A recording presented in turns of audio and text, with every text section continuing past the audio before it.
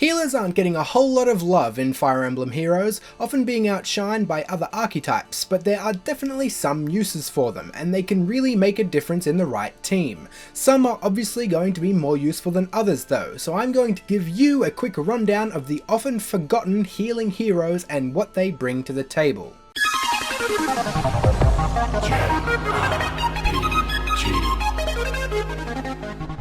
First up we have Elise. Elise is by far and large the best healing unit in the game right now. She is one of only 2 healers that sits on the back of a horse. Combining that superior movement with great all-round stats, an attacking weapon that restricts enemy movement, and one of the best team assist specials that buffs allies' attack by 4 is a recipe for success, which is probably why she sits on top of this list.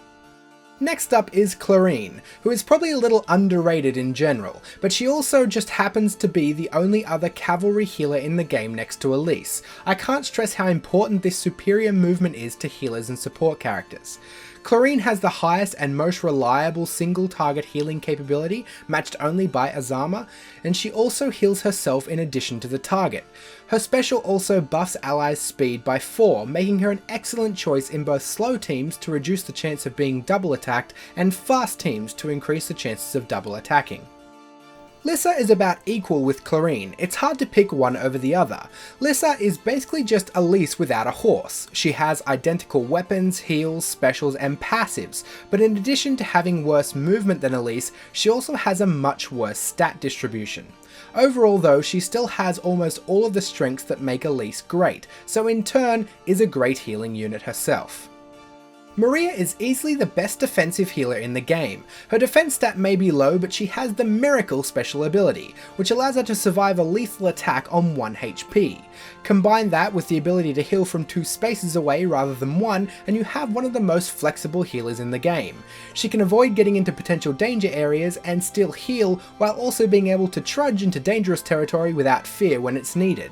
Her weapon is highly situational though. It reverses buffs on the target to become penalties, so if a unit got a +4 attack buff this turn, it turns into -4. This of course hinges on your opponent having buffs, so it isn't always helpful. Now this is where we start getting a little bit murky. Sera is probably the best buff support healer, but is also incredibly squishy. Her passive buffs adjacent allies' attack by 4, and then her special buffs the whole party's speed by 4. This combination of buffs could mean all the difference in tight matchups, but it requires exceptional positioning which will probably lead her directly into the danger zone, leaving her open to be most likely one-shot by almost any enemy unit. Rhys is actually the only healer that is capable of AoE healing. His special heals the entire party for 10 HP and only requires 2 charges. It's actually recommended to stick with his 2nd level assist so it doesn't slow his special trigger. With this setup, he does have some pretty exceptional healing throughput, but it also has limited positivity. You're rarely going to end up in the position where more than 1 or 2 of your units is at such a low health total that a 10 HP heal is going to save them. Your characters are either going to be healthy enough already, or so low that they'll still die in one shot even after the 10 HP recovery. Azuma and Sakura are last on the list, and I honestly see very little in them. Azuma is meant to be a defensive type healer. It's pretty much his only focus, except Maria is infinitely better in this category and more flexible. Azuma's only saving grace is that he can probably do the most damage of any healer in the game. His weapon inflicts 10 damage after combat resolves, but this means he gives up a turn of healing, and he also has pretty much the worst special in the entire game. Sakura just isn't good. Her passive buffs adjacent allies' defense by 4, which is meh.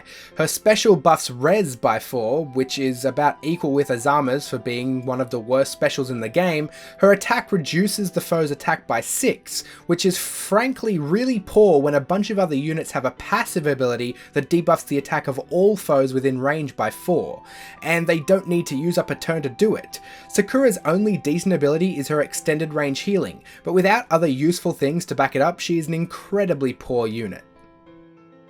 Thanks for watching! Which hero type do you want to see me cover next? Blue Lance Heroes? Green Axe Heroes? Let me know by leaving a comment down below. Like this video if it was helpful, subscribe to see more of me and everything I do, and if you enjoy my content you could consider supporting my channel on Patreon. Other than that, I'll see you all soon.